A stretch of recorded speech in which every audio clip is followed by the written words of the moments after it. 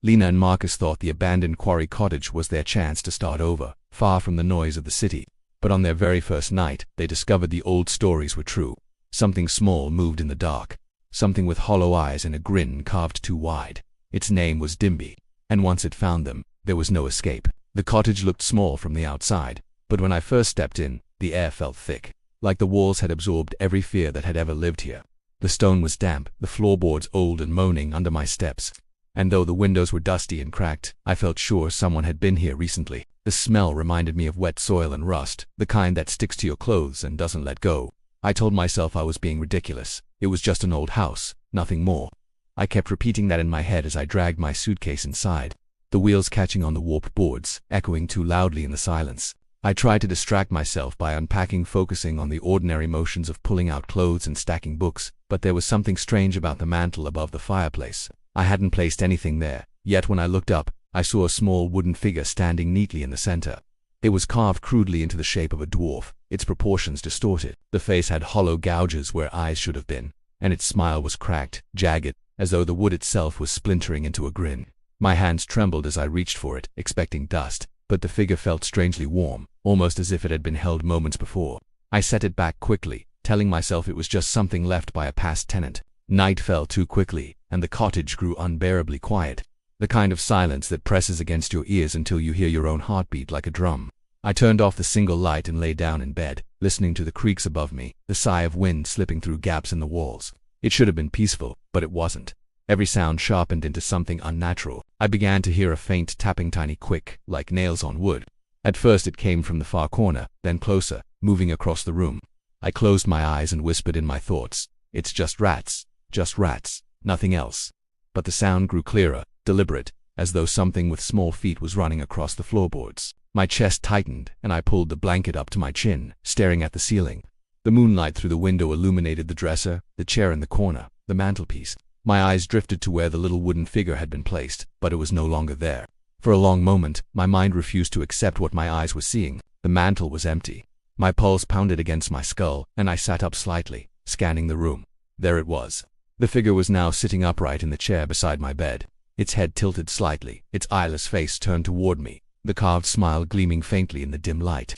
My throat tightened and I felt sweat bead across my forehead. I hadn't moved it. No one else could have been here. The cottage door was locked, the window shut, yet the figure had changed places. I tried to breathe, slow and deep, but every inhale shook. My mind scrambled for explanations. Maybe I had moved it earlier and forgotten. Maybe I was tired and imagining it. Maybe my eyes were playing tricks in the dark. But deep inside, I knew none of that was true. The air felt different now, colder and heavier, as though something unseen lingered near me. I lay back down, my body rigid, every muscle tense, eyes wide open to avoid the terror of blinking.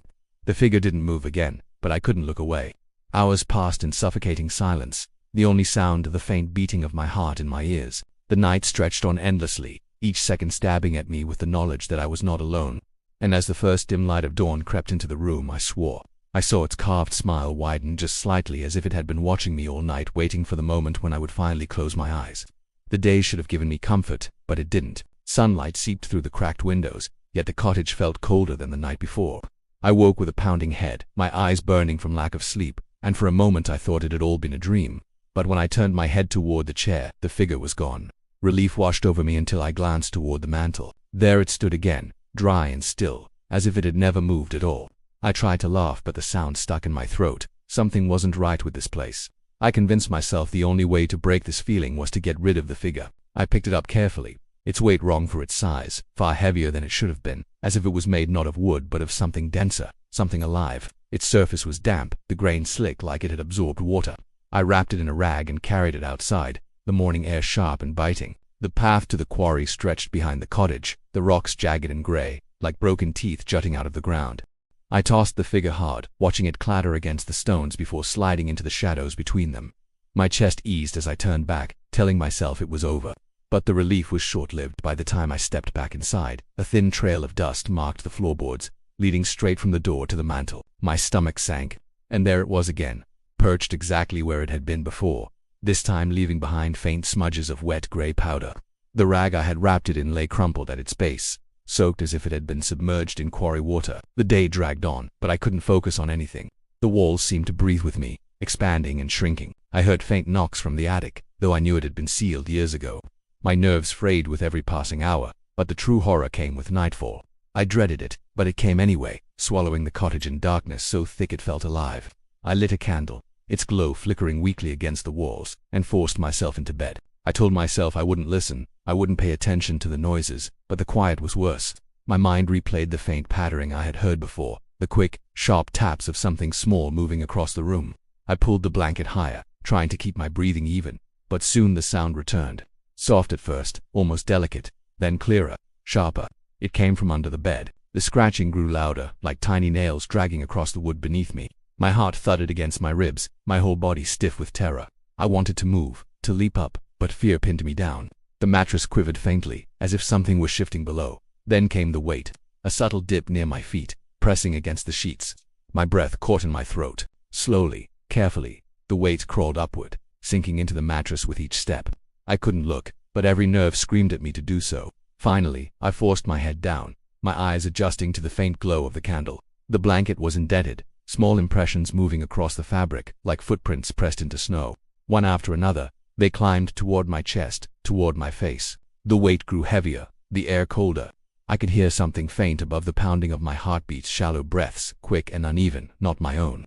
I wanted to scream, but no sound came. My lips parted, but the air froze in my lungs. The candle sputtered violently, plunging the room into darkness, and in that instant I felt the press of something small and cold against my chest. The impression of tiny hands lingered there, holding me down, testing my resistance. For a moment I thought I felt the rough texture of damp wood, but the fingers twitched, flexed, alive. When the candle fled back to life, the footprints on the blanket stopped directly over my heart. There was nothing visible, only the imprint, but I could feel the weight remained. My eyes darted to the mantel, desperate for the figure's shape, but it wasn't there anymore. The chair sat empty, the mantel bare, and still I felt it something small, something alive breathing slowly against me in the dark. I barely slept after that night.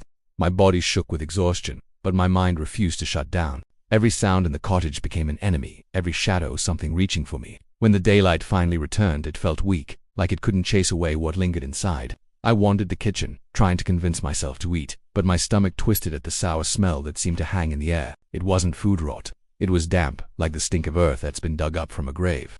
I followed it with my eyes and found muddy streaks across the floor. At first I thought I had tracked them in, but the footprints were too small, too round, like those of a child or something smaller. They trailed across the linoleum and stopped directly in front of the refrigerator, where they simply vanished. I tried to laugh at the absurdity, but my throat closed around the sound. I bent to wipe the prints away, but the mud smeared like something oily, staining my rag with a foul gray-brown smear that clung to my skin even after scrubbing. The cottage didn't want to let go of its marks. It wanted me to keep them. The mirror in the bathroom gave me no comfort either. My face looked gaunt, my eyes bloodshot from lack of sleep, but it wasn't just my reflection I saw. At the very edge of the glass, there was something else short, hunched, with limbs that bent wrong, as though the bones had grown crooked. I spun around, but the room was empty. When I looked back, only my face stared back at me. But I knew what I had seen. That evening, I made the mistake of going into the village. I thought maybe I could clear my mind, maybe find someone who understood. The villagers noticed me immediately, and their eyes hardened when I asked about the cottage. When I pressed further, one old man whispered a single word, so low I almost missed it, Dimbi. His lips trembled as though even saying the name would draw something close. He told me nothing more, only turned his back and shuffled away, leaving me more unsettled than before. Others avoided my gaze entirely, as though I carried something contagious. By the time I returned to the cottage, night had fallen again, and dread spread through me like ice. I lit a candle, trying to ward off the oppressive dark, and sat at the table with a book to distract myself. But my eyes kept lifting from the pages, drawn to the shadows in the corners, the empty chair near the bed, the mantel where the figure had always stood. The flame flickered once, then twice, before going out completely. My breath caught in my throat, and I sat frozen in the sudden dark.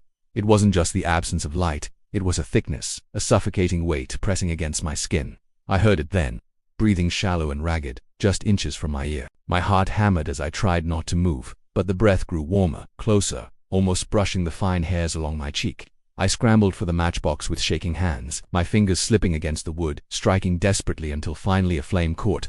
The room flared into weak light, and my eyes darted immediately to the mantel. The figure was back, perched at the edge of the wood, its head tilted upward like it had been staring at the ceiling the entire time. Its carved mouth stretched wide in that cracked grin, but now I swore the edges of it had curled further, splintered deeper into something unnatural. I wanted to run, but my legs were heavy, glued to the chair. The cottage groaned with a sound that wasn't from age, but from something alive shifting within the walls. The candle shook in my hand, waxed spilling hot over my skin, but I barely felt it. My gaze remained fixed on the figure, terrified it would move again if I dared to look away. Hours passed in a suffocating blur, my ears filled with the sound of my own heart. At last, when my eyes burned too much to stay open, I blinked, and when I opened them again, the figure was gone. The mantel sat bare, the chair sat empty, but the wood of the table was marked now, tiny footprints pressed deep into its surface, circling where I had been sitting, as though it had been walking around me all along, too fast for my eyes to catch. I started locking every door and window, though deep down I knew locks meant nothing here. Still, the ritual gave me the illusion of control. I checked every latch twice, pressed my hand against the frames, listened for even the faintest rattle. Nothing felt secure. The air inside the cottage grew thicker with every hour, as if the walls themselves were closing in, trapping me in a place I no longer belonged. The smell of damp earth clung to my clothes, my hair, my skin. It followed me from room to room, sinking deeper each time I inhaled. One morning I woke to find the chairs turned upside down, the table shifted several feet from where it had been. My shoes were filled with gravel, the tiny stones spilling out onto the floor, as if someone had scooped them straight from the quarry outside. I hadn't heard a thing while I slept, yet the evidence was undeniable. Something was playing with me, moving my life piece by piece, rearranging it like a cruel game. I wanted to scream, but there was no one to hear. Each attempt to leave the cottage ended the same way.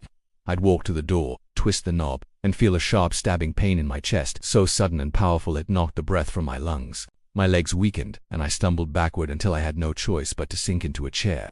The moment I gave up, the pain faded as though it had never been there. I tried again and again, only to be met with the same invisible force, shoving me back inside like a prisoner. Whatever lived here didn't want me gone. That night, I forced myself to stay awake, hoping to catch it in the act. I sat in bed with a candle burning low, every muscle tense, my eyes darting from shadow to shadow. The silence was unbearable, my own heart beat too loud in my ears. Slowly, exhaustion pulled me under despite my resistance. My eyelids grew heavy, and the world blurred.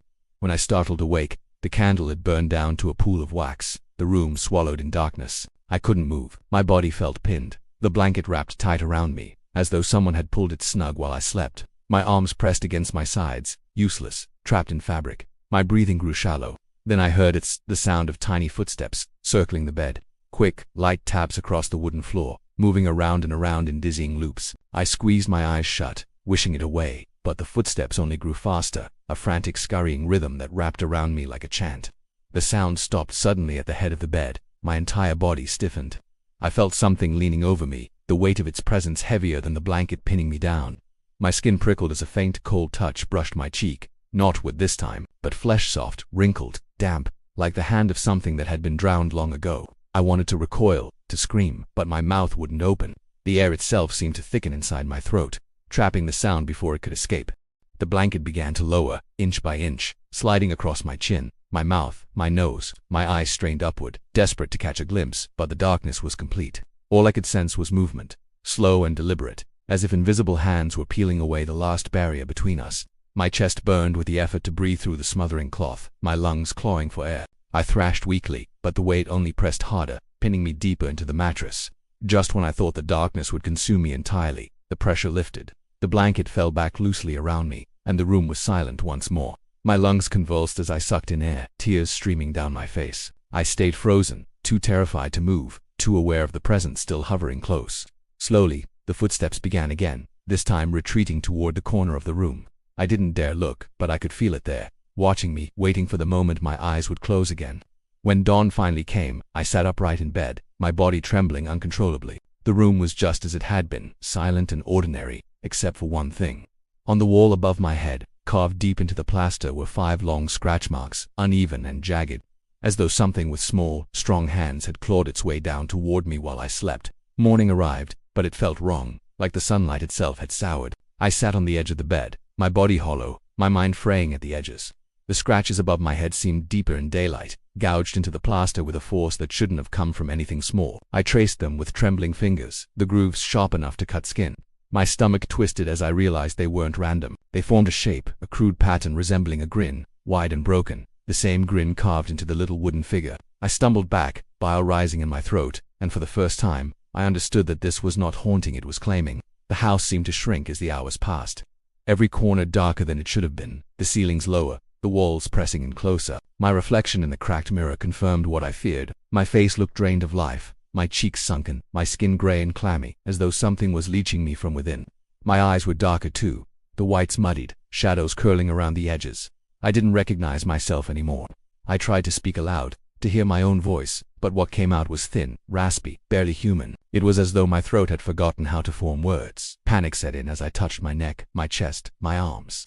They felt smaller, weaker, as if my bones were bending, compressing. Each movement brought sharp aches, not the soreness of exhaustion but the warping of something deep inside. I stumbled to the mantel, searching for the figure, and when I saw it, my blood ran cold. It wasn't the same anymore. There were two figures now. One was the original, its cracked grin unchanged. The other was new, smaller, rougher, but I knew the shape immediately.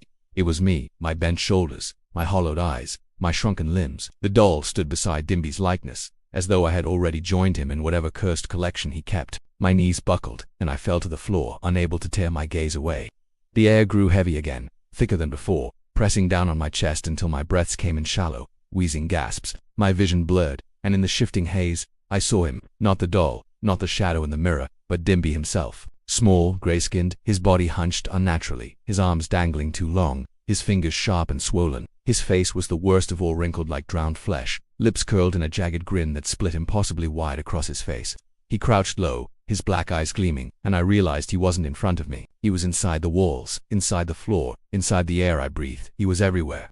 The footsteps started again, circling me faster than before, so fast I could no longer tell where they came from. My ears filled with the frantic rhythm until it became one continuous sound, like the beating of a monstrous heart. My body convulsed, my hands clawing at the floor, as if I could anchor myself, but the boards themselves trembled under me, vibrating with each tiny step. I felt the ground soften, sagging beneath my palms, as if the cottage was no longer built of wood and stone, but of living flesh. I tried to crawl toward the door, desperate for escape, even knowing it would hurt. The pain hit immediately, stabbing through my chest like knives, but I pushed forward anyway. My vision spotted with black, my ribs screamed with every breath, yet I dragged myself until my hand brushed the doorknob for a single glorious moment. I thought I might make it, but the knob twisted on its own, pulling open just a crack. A rush of icy air swept in, carrying the stink of the quarry, and in that narrow gap I saw them teeny pale hands, dozens of them, reaching and scrabbling against the wood, eager to pull me back. The door slammed shut before I could scream, the sound reverberating through the shrinking cottage. My body collapsed against the boards, trembling violently. My skin crawled as the weight pressed down again, warping me further, my limbs curling inward, my bones snapping softly like twigs underfoot. I closed my eyes, but I could still see it, carved in the darkness of my mind. The wide, cracked grin of Dimbi welcoming me. When I opened my eyes again, the world had shifted. The ceiling loomed lower, the walls tighter. My legs dangled uselessly off the edge of the chair where I sat. My reflection in the window showed a smaller, twisted figure with hollow eyes and gray skin. On the mantel, there were no longer two dolls. There was only one. The second had vanished. Somewhere outside, footsteps approached, crunching across the gravel path. Another visitor, another soul looking for shelter in this cursed place. My lips curled into a grin I could no longer control, wide and broken, the same grin I had feared. And in that moment, I understood the truth. Dimbi had never been alone. He never would be again.